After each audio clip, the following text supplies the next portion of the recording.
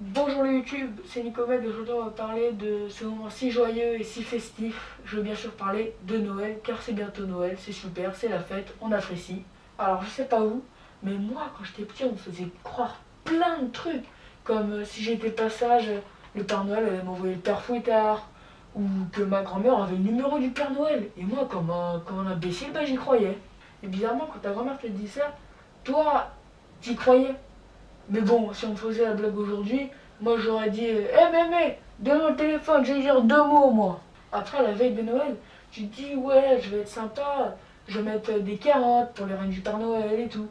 Du coup, tu poses ta carotte et ton père il voit ça. Il sait très bien qu'il va devoir manger la carotte pour te faire croire qu'il y a les reines qui sont passées. Du coup, il se dit il va rajouter un petit verre de vin rouge pour accompagner tout ça. Et il dit c'est pour le Père Noël. Mais bien sûr. Et en plus, si tous les papas donnaient un verre de vin rouge au Père Noël, à la fin, le Père Noël il serait complètement saoul. Ah, mais c'est peut-être pour ça qu'on n'a jamais les cadeaux qu'on veut. C'est parce que le Père Noël il était saoul. Voilà. Et je me dis aussi, t'as vu le ventre du Père Noël? Attends, c'est pas logique. Même si c'est qu'une soirée, il monte à tous les balcons du monde pour déposer les cadeaux. En plus, les cadeaux que tu veux pas, parce qu'il était saoul. Mais du coup, il doit perdre au moins 327 kilos par nuit. Et non, il revient l'année d'après, toujours aussi gros. Faut croire qu'il y a les kebabs au Groenland, hein. Mais c'est des kebabs d'ours blanc. Après, tu vas me dire, il y a la légende de la mère Noël. Mais comment ça? Ça peut finir avec ça. Non, non, non. Après, les parents, il faut toujours qu'ils trouvent une technique pour t'éloigner du sapin. Le temps de poser les cadeaux. Sauf que les techniques, des fois, c'est un peu bizarre. Moi, par exemple, mes parents, ils me disaient ouais, Nicolas, va, va te coucher. Le Père Noël, il est en retard. Du coup, moi, bah, j'allais me coucher, mais j'étais un peu triste, tu vois. 5 minutes après, t'as ma mère qui poussait la porte, qui entrait délicatement dans ma chambre, qui me disait mon petit cœur, le Père Noël, il est passé.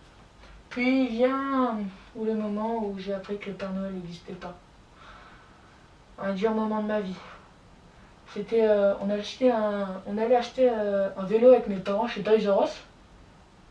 C'est bon, j'étais petit aussi. Et devant la caisse, mes parents, ils m'appellent. Ils me font, ouais, tu sais, en vrai, le Père Noël, il n'existe pas. Et là, tu sais, dans ma tête, j'imaginais le boulon qui tournait. Et là, d'un coup, je me suis dit, tu sais, j'ai eu la même réaction que dans les films. Je me suis dit, mais du coup, la petite souris aussi ou pas? Ils m'ont fait oui. Je suis allé faire du vélo, et puis voilà. Puis je me dis aussi, ça je me dis beaucoup de choses, mais le Père Noël, il change jamais de vêtements? Ah, mais c'est peut-être pour ça qu'il passe la nuit. C'est parce qu'il change jamais de vêtements, du coup il pue.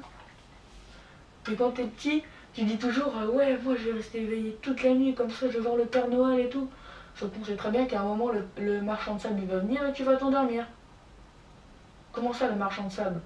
Ah, mais je vous ai dit, je croyais à beaucoup de choses quand j'étais petit. Puis environ une semaine avec Noël, avant Noël, pardon, avec ma soeur, on s'est dit, ouais, viens, on va chercher les cadeaux.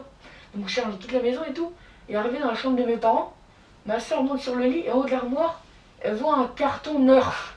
Tu sais, les pistolets Nerf là. Et du coup, on avait trouvé les cadeaux, on était contents. Le Nerf, il a sûrement acheté chez Toys R Us.